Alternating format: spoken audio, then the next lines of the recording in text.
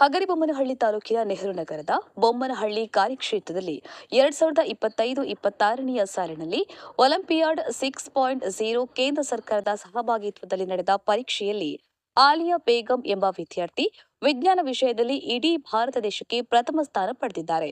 ಹಗರಿಬೊಮ್ಮನಹಳ್ಳಿ ತಾಲೂಕಿನ ಶಾಲೆಯಲ್ಲಿ 3ನೇ ತರಗತಿಯಿಂದ 12ನೇ ತರಗತಿಯವರೆಗೆ ವಿದ್ಯಾಭ್ಯಾಸ ಮಾಡುತ್ತಿರುವ 416 ವಿದ್ಯಾರ್ಥಿಗಳು ರಾಷ್ಟ್ರೀಯ ಮಾನ್ಯತೆ ಪಡೆದಿರುವ ಒಲಿಂಪಿಯಾಡ್ ಪರೀಕ್ಷೆ ಬರೆಯಲು ಶ್ರೀ ಕ್ಷೇತ್ರ ಧರ್ಮಸ್ಥಳ ಯೋಜನೆಯ ವತಿಯಿಂದ ಸಿಎಸ್ಸಿ ಕೇಂದ್ರದಲ್ಲಿ ನೋಂದಾವಣಿ ಮಾಡಿಕೊಳ್ಳಲಾಗಿತ್ತು.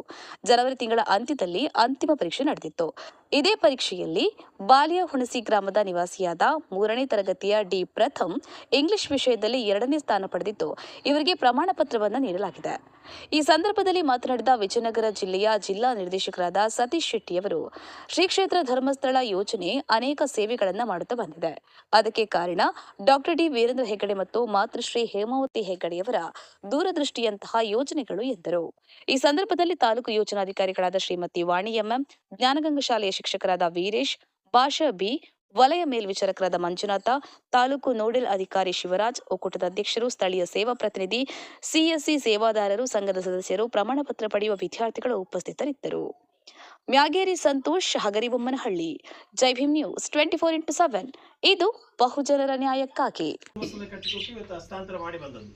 ಮೂರನೇದು ಮುಂದಿನ ಭವಿಷ್ಯತ್ತಿಗೆ ಒಂದು ಒಳ್ಳೆಯ ಪ್ರಜೆಯಾಗಬೇಕೆನ್ನುವಂತ ಹೊರಟಿರುವಂತ ಆಲಿಯಾ ಬೇಗಂ ಇವತ್ತು ಪರೀಕ್ಷೆ ಬರೆದಿದ್ದಾಳೆ. ಅದರ ಒಂದು ಸರ್ಟಿಫಿಕೇಟ್ ಅನ್ನು ಕೊಡೋಣ ಅನ್ನುವಂಥ ಕಾರ್ಯಕ್ರಮ.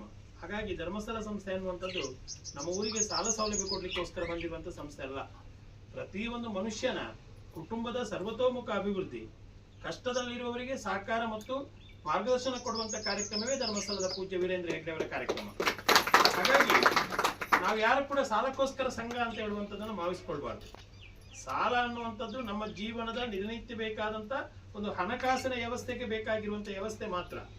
ಹಾಗಾಗಿ ನಮ್ಮ ಬದುಕಿಗೆ ಒಂದು ಚೆನ್ನದಾದಂಥ ದಾರಿಯನ್ನು ಹುಡುಕಲಿಕ್ಕೆ ಈ ಸಂಸ್ಥೆ ಮುಂದೆ ಬಂದಿದೆ.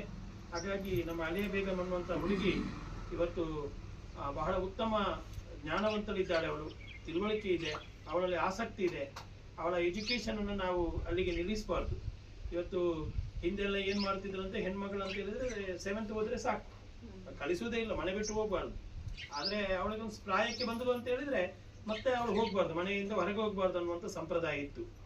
ಈಗ ಹೆಣ್ಮಕ್ಳು ಒಂದು ಪುರುಷ ಗಂಡು ಮಕ್ಕಳಿಗೆ ಸರಿಸಮಾನವಾಗಿ ಮುಂದೆ ಹೋಗುವ, ಅವಳಿಗಿಂತ ಒಂದು ಮೇಲ್ಗೈ. ಈಗ ಉದಾಹರಣೆಗೆ SLC ಮತ್ತೆ PUC ಎಕ್ಸಾಮ್ ಆಗಿ ಫಲಿತಾಂಶ ಬಂದ್ರೆ ಇಡೀ ಸ್ಟೇಟ್ ಲೆವೆಲ್ ರಿಸಲ್ಟ್ ಬಿಟ್ರೆ ಯಾರು ಮೇಲುಗೈ ಅಂತ ಕೇಳಿದ್ರೆ ಹುಡುಗಿಯರು ಮೇಲುಗೈ ಅಂತ ಹೇಳುವಂತ ಫಲಿತಾಂಶದ ರಿಸಲ್ಟ್ ಪೇಪರ್ಗಳಲ್ಲಿ ಬರ್ತದೆ. ಹಾಗಾಗಿ ಇವತ್ತು ಗಂಡು ಮಕ್ಕಳಿಗಿಂತಲೂ ಕೂಡ ಎಜುಕೇಶನ್ ಅಲ್ಲಿ ಹೆಣ್ಮಕ್ಳು ಮೇಲುಗೈ ಅಂದ್ರೆ ಒಂದು ಹೆಜ್ಜೆ ಮುಂದೆ ಇಡುವಂತ ಪರಿಸ್ಥಿತಿಯನ್ನು ಬಂದಿದೆ. ಇವತ್ತು ಗಗನಸಖಿಯಾಗಿದ್ದಾರೆ, ಅಂತಾರಾಷ್ಟ್ರೀಯ ಮಟ್ಟದಲ್ಲಿ ಹೋಗಿ ದೊಡ್ಡ ದೊಡ್ಡ ವಿಜ್ಞಾನಿಗಳಾಗುವಂತ ಮಟ್ಟಕ್ಕೆ ಹೆಣ್ಮಕ್ಳು ಮುಂದೆ ಬರ್ತಾ ಇದ್ದಾರೆ.